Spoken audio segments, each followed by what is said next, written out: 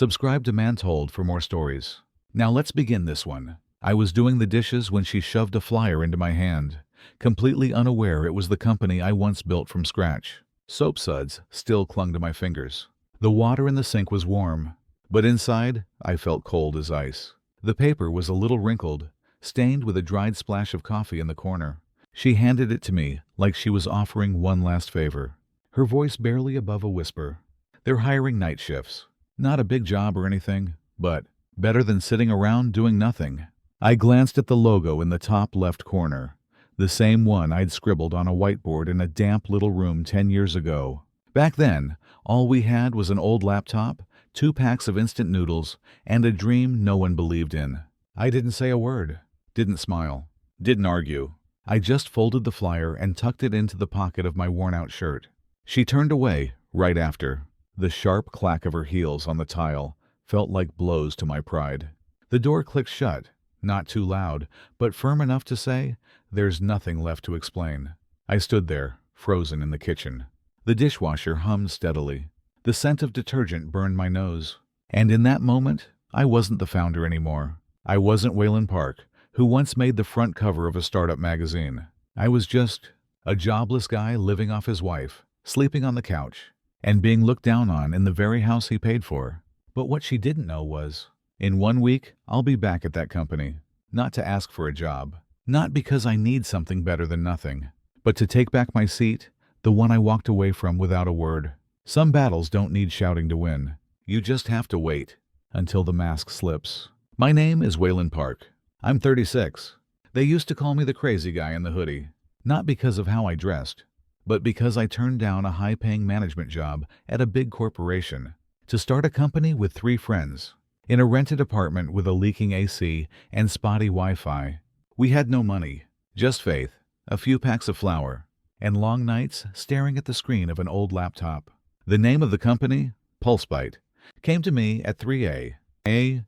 while I was sleeping on the floor, my head resting on an unwashed backpack, and my hand gripping the first UI sketch. I was never great at pitching, never liked the spotlight, but I once wrote 400 lines of code just to make a send button look trustworthy, because every time someone clicked that button, I imagined they were placing their trust in us, and I had to honor that. No one thought we'd make it. But within a year, we landed our first round of funding. By year 3, we had nearly 60 employees, and in the 4th year, I was kicked out of the very company I helped build. Sounds absurd, but it's true. In the startup world, a shift in direction is just a polite way of saying, you've been pushed out for no longer aligning with their interests. I was forced out after refusing to sell user data to an ad conglomerate, because to me, users aren't commodities. They disagreed, and they were stronger. So I walked away, quietly. No blog post, no headlines, just me, trying to keep a shred of dignity for myself and for the dream I once believed in. Back then, I was already engaged to Sadie, a woman I met at a startup fundraiser. She was the kind of woman who could silence a whole room just by walking in. Poised, sharp, confident. But what made me fall for her was when she quietly helped an old man adjust his seat cushion, while everyone else looked the other way. We fell fast. It was intense. She once held my hand while I was struggling with a pitch deck and said, "If you go broke tomorrow, take me with you. I make a mean cup of coffee and I can curse out debt collectors." I believed she meant it. And maybe, at that time, she really did. But people change faster than stock prices after a rumor. After I left the company, Sadie stayed. Or at least, her body stayed. At first, she tried. Took me on a short trip. Bought me a new pair of shoes and said, "Wear these. A fresh start." I was grateful, truly. But love and gratitude are not the same thing, and I started to feel like I wasn't the man she once chose. One rainy evening, I picked Sadie up in the parking lot behind her office. I brought the little fold-up umbrella she used to say she hated, because it always got stuck. When she saw me, she paused, then smiled faintly. Thank God someone still remembers. I hate getting rain in my hair. And I thought, maybe there was still a chance. 3 days later, she handed me that flyer. She started coming home late, said it was team meetings or a friend going through something. I didn't ask, not because I didn't care, but because I could feel it. I was slowly becoming a guest in my own life. The more I stayed quiet, the further we drifted. The more I tried to be the understanding man, the more invisible I became. She once looked at me like I was a dream, brave enough to live. Now, like a bill that hadn't been paid. I picked up freelance gigs, built small software, took on projects. Some months I made $700, other months just a few hundred. I gave it all to Sadie, as if to say, I'm still trying. She'd nod, say thanks, but she didn't hug me anymore. At some point, I moved to the couch. No one talked about it. Not because it didn't matter, but because it was too obvious to say out loud. I still cooked, still did laundry, still paid off the rest of her car loan. The only difference was, now she left at 7 a.m. and never came home for dinner. I didn't blame her. I just didn't know what I was to her anymore. That night, Sadie gently placed a piece of paper on the table. A4 size, 2-color print. The logo hit me like a punch to the chest. They're hiring night shifts. No degree required. She said it without a hint of sarcasm. Just a tired woman trying to clear out an obstacle from her living room. I nodded, didn't ask a thing. Just looked at the logo, the same one I once sketched with a pencil on a napkin at a coffee shop 10 years ago. And I knew it was time. I'm going back there, but not to ask for a job. I'm going back to remind them who built that place from nothing. I still keep the old laptop. The left shift key is loose, the battery's dead, the casing chipped. But that's the machine I used to fall asleep holding during PulseBite's deadline nights. I wiped the dust off it that very night. Sadie was already in bed, and I sat alone in the kitchen, with only the soft hum of the fridge and the warm yellow light above an empty table. I opened an old folder, the first UI sketch, the Series A funding announcement, a blurry, joyful photo of the founding team, taken with a phone. Then I opened a file I once named Phase Dufong, a contingency plan for an internal buyback, just in case. I'd never used it, but I kept it, like someone keeping the keys to a house they're no longer sure they'll ever return to. At 12:43 a.m., I texted Jonah, the only co-founder still in touch. You still holding your shares? 2 minutes later, he replied, still holding, still waiting for you to come back. I started sketching out PulseBite's structure again, on an A4 sheet with a coffee stain in the corner. Just like me, it had been pushed out of the frame. I didn't have much cash left, but I had something no one else in that company still did. A memory of how it all started, and a very clear sense of what was rotting inside. Jonah sent me the last 3 quarterly reports. I read every line like a doctor reviewing his own heart scan. Bloated strategic partner expenses, dressed-up growth figures, marketing budgets bleeding into black holes. PulseBite wasn't a dream anymore. It was decaying from the inside out, and no one dared to admit it. I reached out to Sarah, a finance expert I once worked with. She now ran a small but sharp investment fund. I sent her all my notes, analysis, and PulseBite's full history. 3 days later, she called. I've got a group ready to buy up 18% of outside shares. If you show up at the right moment, we can secure nearly 40% voting power, quietly. I asked, do I need to show my face? She chuckled. Not yet. But if you do, make sure it's a damn good entrance. One night, I searched my name on PulseBite's official website. Gone. The About Us page had photos of the 3 co-founders. I wasn't one of them. A news article called Jonah, the man redefining data tech at PulseBite. No one mentioned me anymore. I didn't feel angry. Just cold. The kind of cold you feel when you return to an old home and realize they changed the locks without telling you. I started waking up early. Black coffee. No sugar. No social media. I worked the way I did in the early startup days. Quietly, focused, without expecting anyone to understand. Sadie noticed me hunched over papers and diagrams. One morning, she stood behind me and gently placed a hand on my shoulder. Drawing up your old stuff again? I nodded. Yeah, some things aren't finished, so they're not dead. 3 days later, she said it casually over breakfast. I got the job. Assistant product manager at PulseBite. They said I'm sharp, with great potential. She smiled, radiant, like the first time I gave her flowers. Weird, huh? I ended up at the company you founded. Like, fate brought me full circle. I nodded, gave a faint smile. Yeah, maybe fate is opening an old door. Only this time, I'm not walking in as an employee. Sadie started at PulseBite on a Monday. She picked out her dress carefully. wore the light citrus perfume I once gifted her, the one she used to wear back when we first fell in love. I watched her leave the house, bright-eyed, laptop bag in hand, and I wondered, did she know the place she just stepped into was the very dream I'd once buried? That evening, she spoke about her first day like an excited college grad. The office is amazing. Everyone's young. The boss is a woman, straightforward, fast. Not like those artsy startup guys. I asked, what's her name? Elisa. Used to work in Europe. She's head of product now. I froze. Elisa, the one who opposed me the most when she was head of PR. She once said, loud and clear in front of the entire leadership team, Waylon's got ideals, but a company can't survive on belief. And now, Sadie worked for her. 3 days later, Sarah texted, we've secured 18%. With Jonah's shares and another fund, we're at 39. 5%. Need just 0. 5% more to call for a special shareholder meeting. I asked, who's holding the rest? She sent a name. I read it, leaned back, and let out a dry laugh. You couldn't script anything crueler than this. Alan Yu, former head of legal. The man who signed off on the paperwork that forced me out. He once told me, I don't hate you. I'm just loyal to money. Now he lived quietly in Portland, almost vanished from the tech scene. I called him. No warning. I want your voting rights. He laughed. Who are you? The fallen king looking to steal back the crown. I replied, I don't need the crown. I just don't want it turning into a circus cage. He paused for a few seconds. What's in it for me? Your name stays clean when everything crashes. 2 days later, Sarah confirmed. Alan transferred the voting rights. We had 40%.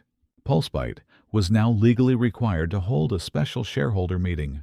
That night, I sat in the dark, watching Sadie sleep. She breathed calmly, one hand on her stomach, her face at peace. And I wondered, if she knew I was about to shake the ground beneath her brand new job, what would she feel? Pride? Or betrayal? I wasn't sure.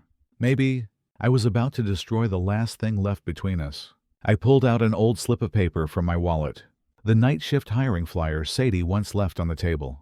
Wrinkled, torn corner, faded ink, but the PulseBite logo still clear. I placed it back on the table, beside her laptop. Not for her, for me. To remind myself, some dreams don't need to be woken up.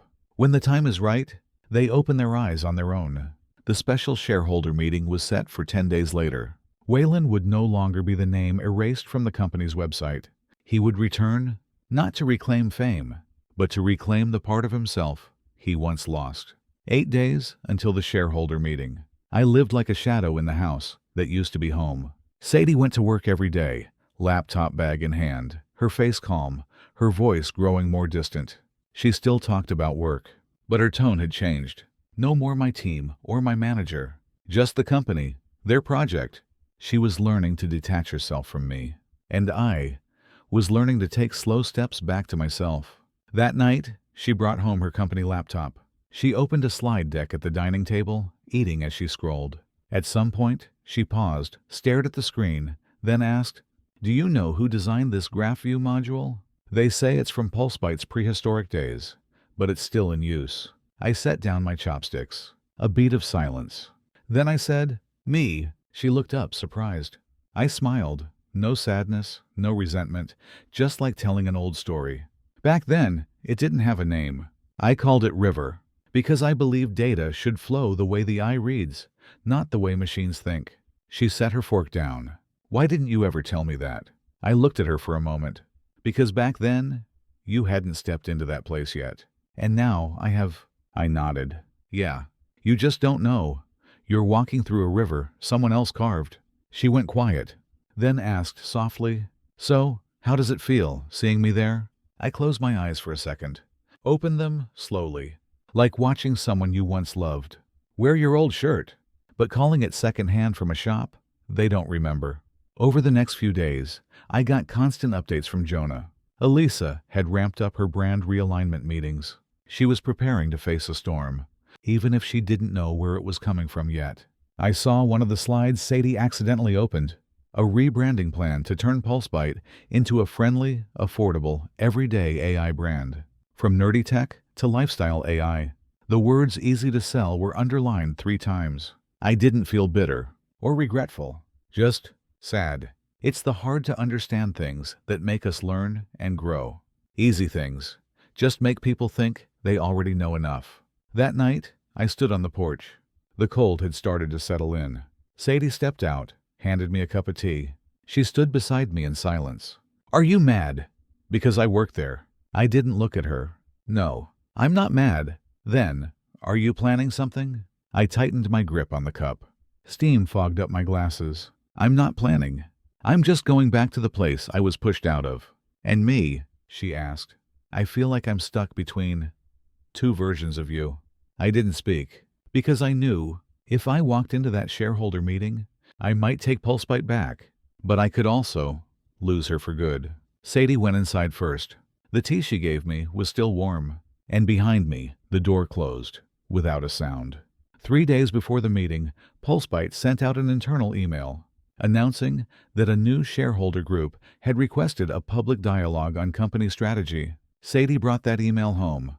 "Elisa's furious. She says someone's pulling political moves from the outside." I asked gently, "What do you think?" She hesitated. "I think things are getting tense. I'm not sure where I stand yet." I nodded. Didn't push. She didn't know that the man lying next to her each night was the one shaking the very foundation beneath her company. The next morning, Sarah messaged me. PulseBite had scheduled a pre-board review. I would be there. So would Elisa. And for the first time in 5 years, the full board would have to hear me speak. I arrived early. The PulseBite lobby still looked the same. Glass walls, cold floors, polished logo. But the slogan had changed. No longer, "Do what matters," the phrase I once scribbled on a whiteboard. Now it read, "Smart, simple, shareable." 3 words.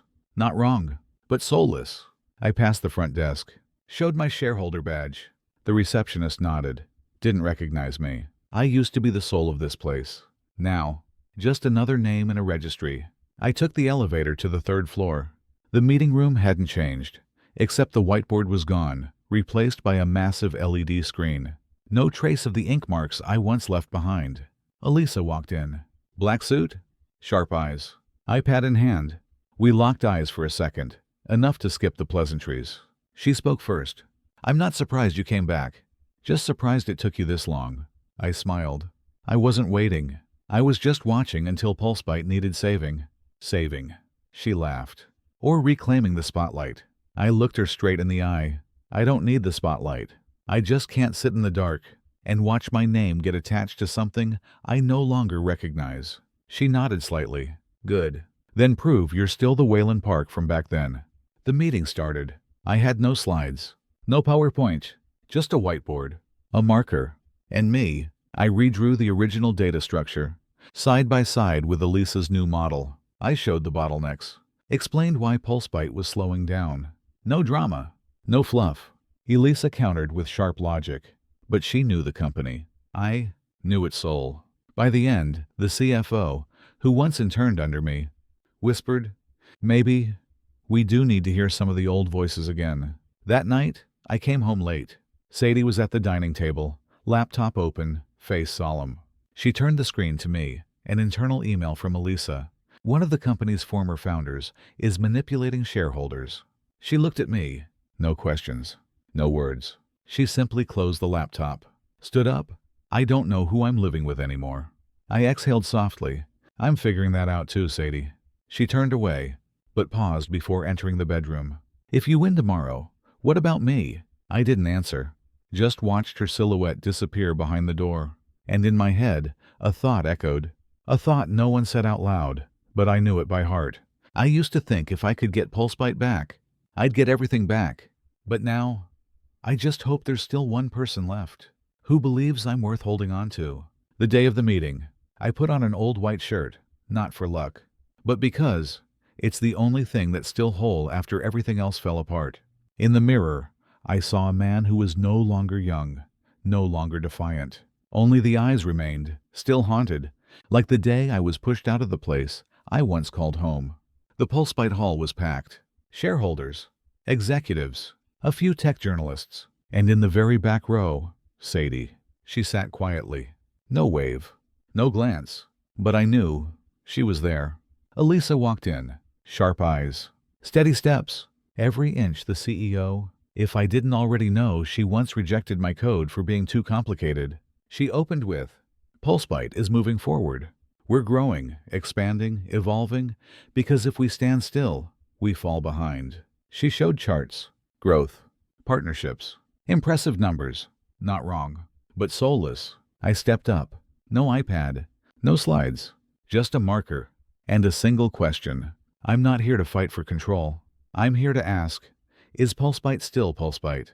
I told them about that first rented room, the IKEA desk, the smell of damp paint, and the lines of code I wrote on the night of February 11th, 2017. The first script wasn't efficient, but it carried something we've slowly lost, the belief that data has a voice. I pulled up a screenshot of that old code.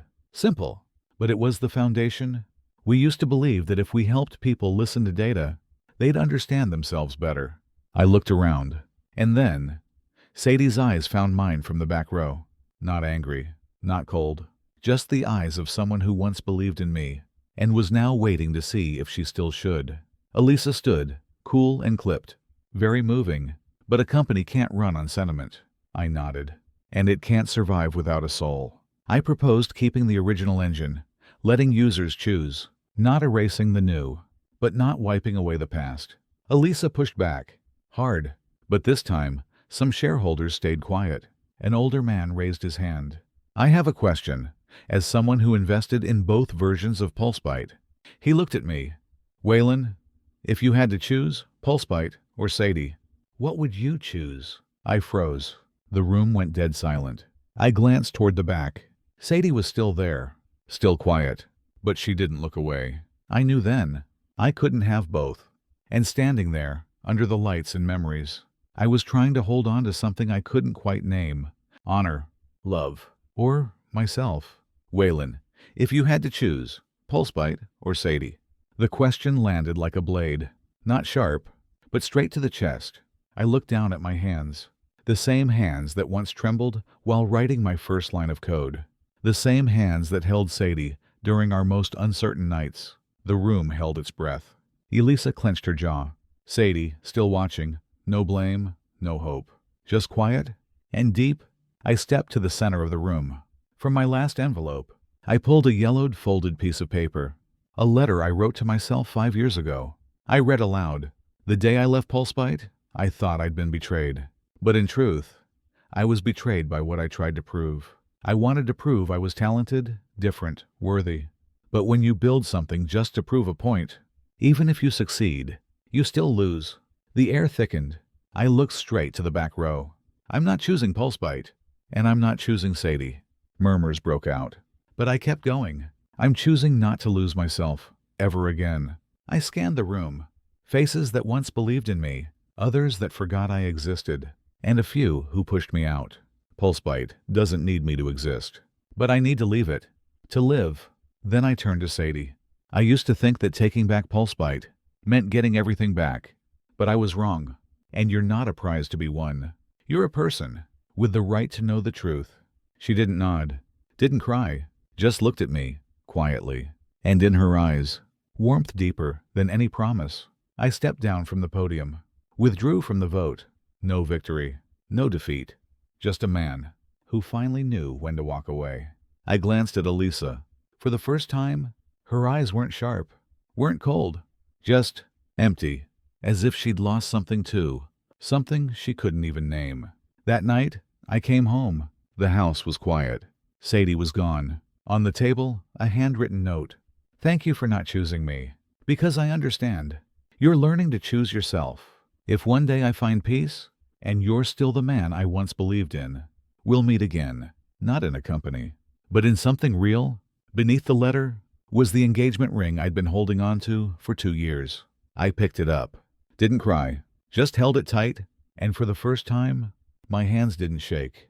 3 days after the meeting, I got an envelope from Pulsebite. It wasn't a thank you note or an invitation to come back, just a simple statement. "Mr. Waylon Park officially no longer holds special shareholder voting rights." I read it under the early morning light, before the city had fully woken. I didn't feel sad, just light. For the first time in years, I didn't have to prove anything to be seen. I folded the envelope, Placed it in a drawer, no label, no tag. Not because I'd forgotten, but because I didn't need to remember to move forward. I started waking up early, not for work, not for deadlines, just because I wanted to sit in the morning light, the kind I'd missed during all those years chasing pitch decks and road maps. I began walking around the neighborhood. No headphones, no phone. I just wanted to hear my own footsteps, the wind weaving through the trees, and the quiet I used to avoid at all costs. Turns out, silence can be a form of healing. I started writing code again, not for a project, not for a pitch, not for any investor. Just writing, like I used to. No polishing, no perfection. Like playing, like the first time I touched a keyboard at 17. A week later, Sarah texted, "Pulse Bites, keeping part of the original engine." Elisa didn't push back. I replied with just one line. "The old doesn't have to win. It just needs to be remembered." I stared at that line for a long time. I didn't know who it was for. Maybe for Pulse Bite. Maybe for me. I haven't seen Sadie since. She didn't call. I didn't text. Not out of pride. Not out of pain. Just, some distances aren't healed with words. They need time to wash over. But I've kept one quiet ritual. Every Friday night, I make a cup of ginger tea, her go-to after long days. I set it across the dining table, not hoping she'll return, but to remind myself that once someone made me want to come home, and sometimes that's enough. One early morning, I opened an email from a small team in Portland, a group of young founders building a tool to help everyday people read their own data. The founder wrote, "We have no budget, no big names, but we believe data has a voice, and people deserve to hear it. We'd like to ask if you'd be our advisor." No title, no headshots, just belief. I didn't respond right away, just smiled. Because for the first time in years, someone came to me, not for what I used to have, but for what I used to believe. One afternoon, I dropped by the little cafe at the end of the block, the one Sadie took me to when she first moved here. The old table was still there. The sunlight still slanted at the same angle. The only difference, this time I sat alone, not waiting, not hiding. I ordered her usual, cold brew, light ice, no sugar, not to pretend I'd forgotten, but to remind myself some things once brought me peace, and they still do, even if the person isn't here anymore. That night, I opened a small wooden box where I'd kept everything from PulseBite. My employee badge, a USB with the first working script, a photo of the 3 original co-founders, a crumpled sticky note Elisa once left on my desk after I fell asleep at the office. "If the pitch flops tomorrow, we've got a backup.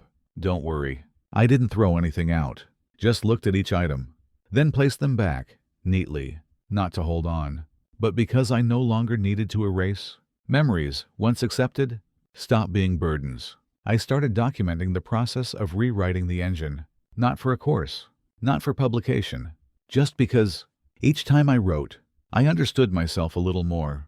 I no longer code to be seen. I code so I don't lose myself again. 3 weeks after that email from Portland, I finally replied, "I can't promise we'll succeed, but I won't let you lose yourself along the way." A few hours later, they replied, "That's more than enough." On the last night of the month, I got an email. No subject, no greeting, just a photo, a dinner table, on it, a cup of ginger tea, and across from it, an empty seat. No words, no signature, no emojis, no timestamp. But I knew who it was from, and it didn't need a reply, because some connections don't need to be pulled back. They just need to stay where they are, quiet and right on time. That night, I sat out on the balcony. For the first time in years, no laptop, no phone, just me, still, listening to the wind and remembering every face, every mistake, every part I thought I'd lost. But maybe they were never really gone, just resting until I was ready to see them again. We don't need to forget to move on. We just need to stop trying, to hold on to things that no longer want to stay. I don't know what will happen to PulseBite. I don't know if Sadie will ever come back. But I do know this. Every time I open my laptop and write a single line of code, I'm no longer who I used to be, but I've kept the best part of me intact. I used to think, if I could go back, I'd do everything differently. I'd hold Sadie more, try less to prove myself, not let lines of code replace the touch of a hand. I thought, If I had another chance, I'd live slower. But life doesn't give us do-overs. It only gives us the chance to understand. I lost Pulsebite. I lost Sadie. I lost the version of myself I thought was me. But maybe I had to lose everything, just to be left with the one part I couldn't afford to let go. The part that knows who I am, when there's nothing left to hide behind. I'm not a hero. I didn't win anything. I just stopped running for myself. I'm learning how to wake up early, without pressure. How to sit still, without needing sound. How to sip tea, look out at the street, and know that I'm okay. Even when no one's texting me right now. Happiness doesn't come from being chosen by someone else. It comes when you're quiet enough to choose yourself and not feel alone doing it. Sadie didn't come back, and I didn't go looking. We've kept each other at a distance, just far enough not to hurt, and just close enough that if one day, in some unfamiliar city, we catch each other's eyes from across the street, we could nod without turning away. Thank you for staying long enough for me to learn how to leave at the right time. Every time I open my laptop and type a few lines of code, I'm not chasing the glory days. I'm just trying to hold on to the best parts of myself in a life that hasn't always been kind. Not to succeed, but to not lose myself again. I don't hope this video changes you. I just hope that if you're sitting alone right now, late at night, with an empty space beside you, and regrets you haven't said out loud, you'll know you're not the only one. There are many men who've lost everything and didn't fall apart. They just slowed down and kept walking on legs that had already learned what tired feels like. I don't know what tomorrow will bring.